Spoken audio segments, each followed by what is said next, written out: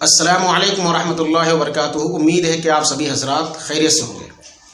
نیا سال شروع ہونے والا ہے، اسی کے تعلق سے میں آپ سے کچھ ضروری باتیں ذکر کرنے والا ہوں۔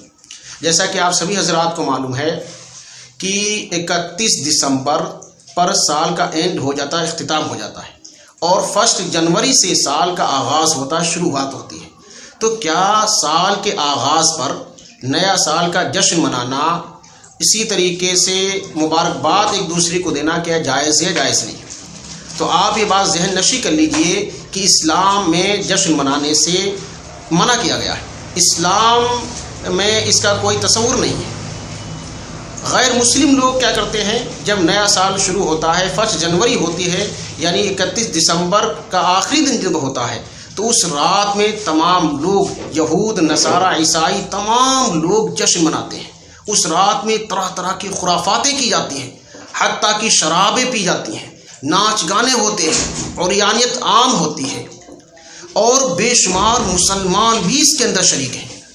تو آپ یاد رکھیے، شریعت میں اس سے منع کیا گیا ہے۔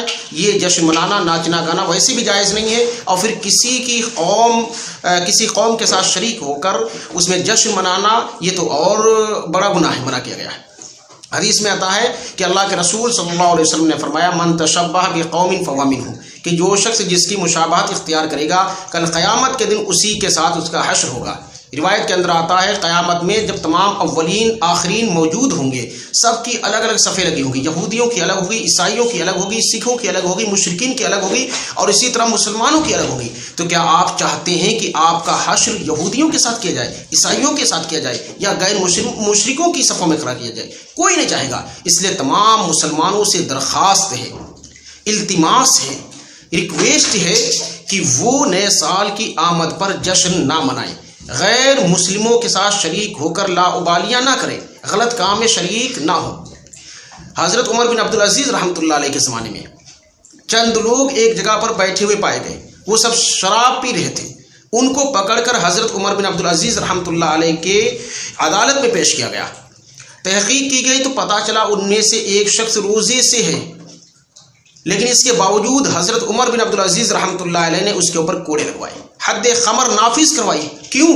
کہا اسی حدیث کی وجہ سے، من تشبہ بقوم فہو منہم کی وجہ سے۔ تو اس لیے اگر آپ بھی ان کے ساتھ شریک ہوتے ہیں، غیروں کے ساتھ ناچتے کودتے ہیں، جشن مناتے ہیں، تو آپ بھی کل دور نہیں، بعید نہیں ہے کہ غیر مسلموں کی صفوں میں کھڑا کر دیا جائے۔ اور آپ سوچیے دوسرے پہلو سے کہ اگر یہ جائز ہوتا تو سب سے زیادہ مستحق یہ تھا کہ رسول اللہ صلی اللہ علیہ وسلم جب مکہ المکرمہ سے ہجرت کر کے مدینہ المنورہ تشریف لائے تھے، تو اس دن وہاں سے سن ہجری کا آغاز ہوا ہے، تو اسی دن آپ جشن مناتے، صحابہ کرام جشن مناتے۔ نہ تو آپ نے بنایا، نہ تو کسی صحابی نے بنایا، کیونکہ بات دراصل یہ ہے کہ دیکھا جائے یہ اس میں کوئی فائدہ نہیں ہے۔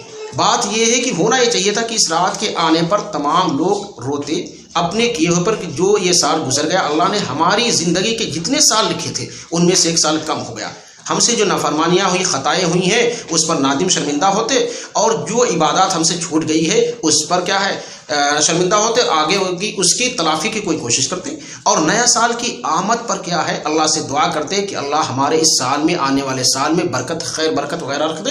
تو اس لیے تمام مسلمانوں سے درخواست ہے کہ اس سال کے آنے پر آغاز میں کوئی لا ابالی پن نہ کریں، کوئی غلط کام نہ کریں، جشن وغیرہ میں شرکت نہ کریں۔ السلام علیکم۔